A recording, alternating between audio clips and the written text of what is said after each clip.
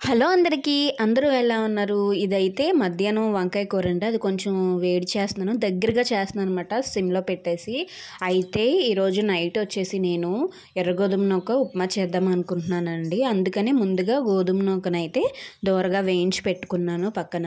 ఇదే కాదండి, మనం సేమియా ఉప్మా చేసినా కానీ, లేకపోతే తెల్ల గోధుమ నూక ఉప్మా చేసినా కానీ, లేకపోతే ఎర్ర గోధుమ నూక ఉప్మా చేసినప్పుడు ముందుగా నూకని కొంచెం అయితే దోరగా వేయించుకుంటే ఆ తర్వాత ఉప్మా చేస్తే చాలా టేస్టీగా ఉంటుందండి. ఇది ఒక టిప్ అనమాట. ఇది నాకు ఒకరు చెప్పారనమాట, ఎవరో కాదు, మా అమ్మగారు చెప్పారు ఈ టిప్ అయితే నాకు. సో నేనైతే మొత్తం ఉల్లిపాయలు, పచ్చిమిరపకాయలు, అల్లం అంతా కట్ చేసేసి పెట్టుకున్నానండి.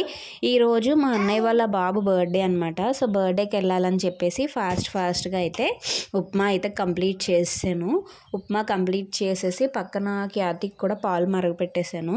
ఖ్యాతికి అయితే స్నానం చేయించేసాను. నేను కూడా రెడీ అయిపోయాను. అంటే పక్కిల్లే కదా, పైగా మన వాళ్ళే కదా అని పెద్దగా రెడీ అవ్వలేదు. జస్ట్ నైటీ వేసుకొని రెడీ అయిపోయి వెళ్ళిపోయామన్నమాట.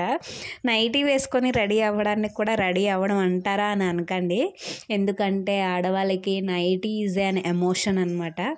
సో ఆబ్వియస్లీ నైటీ అంటే ఇది ఒక యూనిఫామ్ లాంటిది. అన్ని పనులు ఈజీగా అవుతాయి, అలాగే స్ట్రెస్ కూడా ఉండదు. అలాగే చున్నీ జారిపోతుందని, లేకపోతే చీర జారిపోతుందని ఇలాంటివి ఏమీ ఉండవు.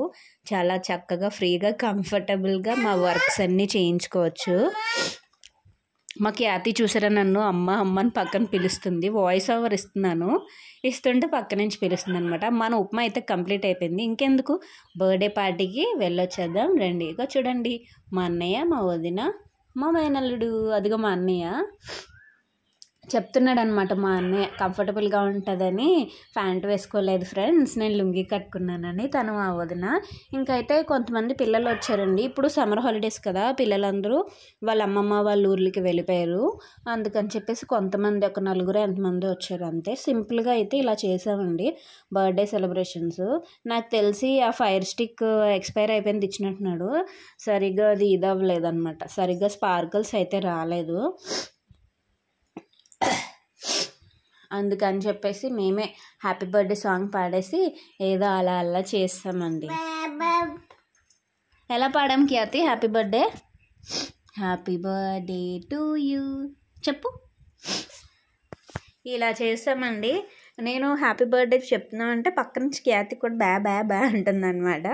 సో అది వెజ్ కేక్ అనమాట. నిన్న సాటర్డే కదా, సో సాటర్డే మనం ఎగ్లెస్ కేకే కదా తింటాం. నాకు తెలిసినంత వరకు ఎగ్లెస్ కేక్ అంటాం, కానీ అది ఆబ్వియస్లీ కొంచెం ఎగ్ వైట్ అయితే ఎగ్ వైట్ కలుస్తుందని నేను అనుకుంటున్నానండి. ఎల్లో కలదు, ఎగ్ వైట్ అయితే కంపల్సరీ కలుస్తుంది. కానీ ఏదో మన సాటిస్ఫాక్షన్ కోసం మనం అంటాం కదా వెజ్ కేక్ అది ఇది అని, ఇంకా అలా తినేసాం అనమాట.